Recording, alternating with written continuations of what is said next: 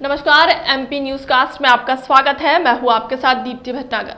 आइए शुरुआत करते हैं दिन भर की कुछ खास खबरों के साथ। कटनी जिले के कस्बाई नगर बरही में महांगरों की तर्ज पर नाट्य मंचन कर समा बांध दिया। वर्तमान राजनीति पर आधारित हुकूमत हवाई नाट्य मंचन के माध्यम से जाति, धर्म, संप्रदाय में बांटकर किस कदर फुट डालो राज करो का मंचन देख दर्शकों की आंखें फटी रह गई। बरही में दर्पण रंग समिति के तत्वाधान में बरही नाट्य महोत्सव का 7वां संस्करण स्थानीय वर्षा मंडपम में आयोजित किया गया। 2 दिवसीय महोत्सव के प्रथम दिवस दर्पण रंग समिति के दुर्गेश सोनी द्वारा रचित नाटक हुकूमत हवाई पूजा केवट द्वारा निर्देशित नाटक पांचाली का शानदार मंचन किया गया, जिसमें स्त्रियों की वेदना, पीड़ा को पूरी मार्मिकता के साथ पेश किया गया। हुकूमत हवाई जहां भारतीय राजनीति पर एक करारा व्यंग था, तो वहीं नाटक पांचाली महाभारत के घटनाक्रम द्रौपदी चीरहरण पर आधारित एकल प्रस्तुति थी, जिसे देख दर्शक अवाक रह गए। कार्यक्रम का शुभारंभ रंग गीत से किया गया था। कार्यक्रम में संस्था के सदस्य दुर्गेश सोनी, रक्षा सोनी, प्यारेलाल केवट, शानू वंशकार, विनय साहू, जबलपुर से आए कलाकार अक्षय सिंह ठाकुर, पूजा केवट सहित संस्था के संरक्षक मंडल के सदस्य और गणमान्य नागरिक बसंत गुप्ता, डॉक्टर दीपक अग्रवाल, आनंद सराफ, कामता जायसवाल, वंशरूप चौधरी, अमित गुप्ता, विनय गुप्ता, विजयराघवगढ़ से डॉक्टर विनोद कुमार सपरिवार उपस्थित रहे। बरही से संदीप स्वर्णकार की रिपोर्ट। मौका मिला। यहाँ बहुत परिवारजनक है, सारे लोग बहुत हेल्पफुल हैं और यहाँ आकर बहुत ही खुशी मिलती है, बहुत आनंद प्राप्त होता है। यहाँ आकर सभी का सहयोग प्राप्त करते हैं और शो के बाद एक अनुभूति जो है वो ऐसे शब्दों में बयां करने के लिए मुश्किल हो रहा है, समझ भी नहीं आता कि क्या बोले। आप बड़े बड़े मंचों में भी आप परफॉर्म करती हैं, लेकिन ये छोटा सा जो कस्बाई नगर है, यहाँ के जो रंगकर्मी हैं इस छोटे से कस्बे के हैं, इनके लिए क्या प्रेरणा है? जैसे कि हमने कहा कि सबको लगे रहना पड़ेगा, क्योंकि प्रयास से ही सब कुछ संभव है। अगर आप सही दिशा में प्रयास कर रहे हैं, जो कि दिशा इनको अन्नू दीदी, दुर्गेश भाई, रक्षा दीदी, ये लोग दिशा निर्देशन तो करते ही, तो इन्हीं के पथ प्रदर्शन में जैसे ही बच्चे आगे बढ़ते जाएंगे तो वो अपनी मंजिल के करीब पहुंचते जाएंगे। और लगे रहना तो सतत। आपकी जलती हुई लौ थी प्रतिहिंसा की।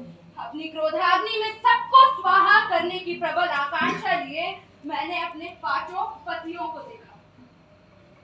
महान योद्धा कहे जाने वाले मेरे पति किसी क्लीव, कायर, नपुंसक की तरह सर झुकाए बैठे। तब मुझे यकीन हुआ कि ये पुरुष प्रधान समाज है, जो पार्वती, लक्ष्मी, काली के रूप में स्त्री शक्ति की पूजा तो कर सकता है, परंतु स्त्री की दुर्दशा के विरोध साथ लेता है पुरुषों को। धिक्कार है दोगलेपन से भरे ऐसे शास्त्रों, धिक्कार है ऐसे न्याय को जो है धिक्कार है उस धर्म को जिसकी बलि वेदी पर कर दी गई थी मैं कुर्बान, और वो भी दुहाई देकर उस धर्म की रक्षा की। बिखरता है जो तार, छिड़ता है महायुद्ध कोई भी, टकराते हैं सम्राटों के स्वार्थ।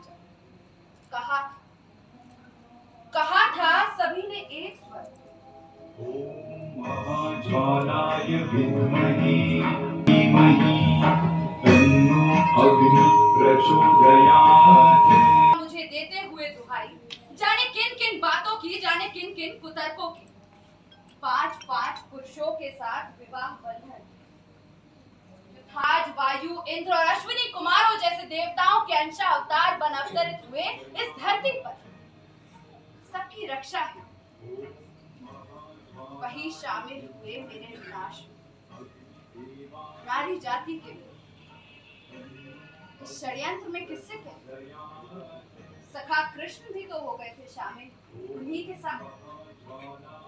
उन्हें माला की तरह पिरोए रखने वाला और मेरे पास क्षेत्र के महाभारत से पहले ही समानता को नष्ट करने का महायज्ञ। अनंत काल से अनंत काल तक रहेगी स्त्री की यही है। पूछती है स्त्री पुरुषों से, क्या यही महाभारत है? मेरी लज्जा, मेरे सम्मान के विरुद्ध रचा गया युद्ध महाभारत। जन्म जन्मांतर से स्त्री की ही परीक्षा, उसके सगे संबंधों से नहीं कोई अपेक्षा। सुनिए, संयम से मिलकर।